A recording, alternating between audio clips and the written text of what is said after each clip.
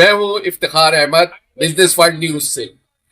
कराची में बत्ताखोरी ने एक बार फिर सर उठा लिया और बैरून मुल्क से मुख्तलिफ नंबरों से, अननाउन नंबरों से पत्ते की कालें ताजिर बरादरी के मुख्तलिफ लोगों के वसूल हुई है। तो इस सिलसिले में आल कराची ताजिर इत्तेहाद के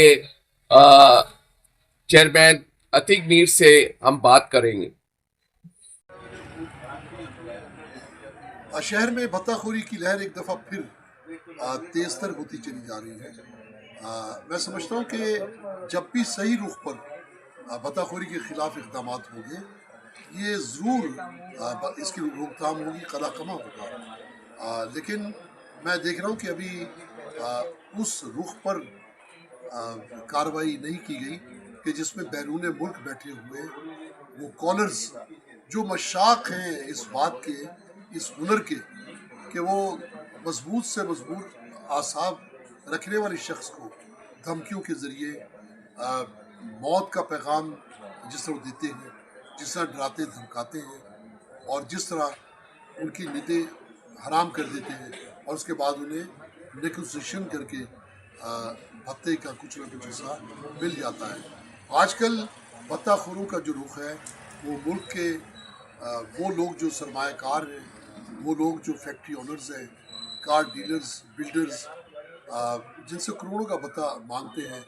और शुनीदन ये है कि उन्होंने हासिल कर भी लिया है। भत्ताखोरों को पैसा देने का मतलब ये है कि एक सपोलिये को आपने दूध पिलाया और उसे सांप बना दिया।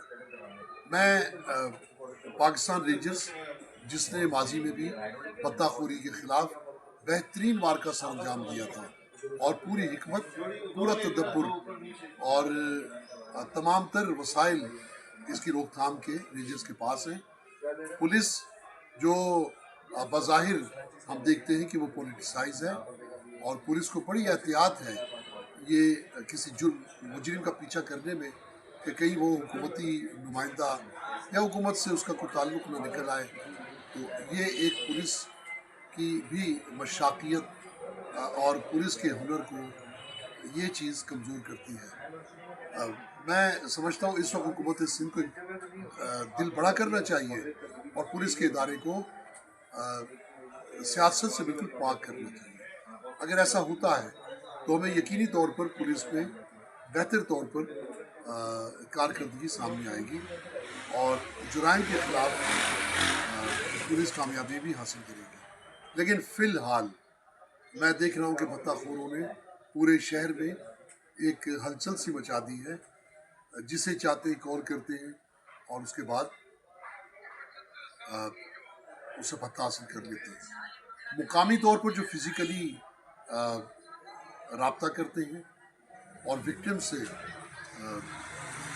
पैसा भी लेते हैं, उसमें फायर भी करते हैं, ऐसे लोगों को एजेंसियों ने बेशक तलाश कर भी लिया है। दर्जन भर लोग गिरफ्त में आ भी गए हैं, लेकिन मैं नहीं समझता कि ये लोग कभी अदालतों से सज़ा पा सकेंगे। इसलिए कि जो हमारे यहाँ अदालती कानून है, शवाहिद, गवाहान, ये बड़ा दुश्वार सिलसिला है। ऐसे लोगों को अगर मौके पर जन्मवासी कर दिया जाए और जब भी ये पुलिस पर या रेंजर्स पर हमलावर हों तो इन्हें ठिकाने लगा दिया जाए, तो इंशाअल्लाह ताला माजी की तरह इनकी रोकथाम हो सकेगी। वरना गिरफ़्तार करना, तफ्तीश करना, ये इसका कोई हल नहीं है, कोई इलाज नहीं है।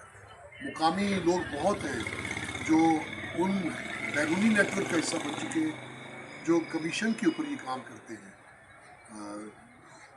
ऐसे भी लोग पकड़े गए हैं जो ये सहूलत देते हैं कि उनके अकाउंट्स में पैसा भेजा जाए और उसके बाद वो पैसा कमीशन काट के भत्ताखोरों तक पहुंचाते हैं। मैं समझता हूं कि इदारों को माजी की तरह मुतासरीन से पूरी तरह मदद लेनी चाहिए, ताजरों को साथ बिठाना चाहिए। जो अब तक किसी भी ताजिर तंजीम को या कराची के बेशतर उन ताजरों को जिनके इलाकों की मार्केटों में फौलें आती हैं انہیں ساتھ بٹھانا چاہیے، مشاورت کرنا چاہیے.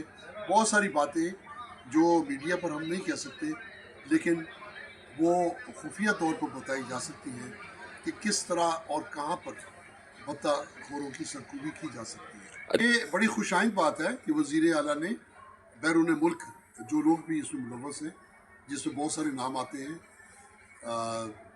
ان کے خلاف وہ عالمی طور پر جو بھی قوانین ہیں ملزمان کی گرفتاری کے، ان کی سہولت اٹھائیں گے اور انہیں گرفتار کریں گے.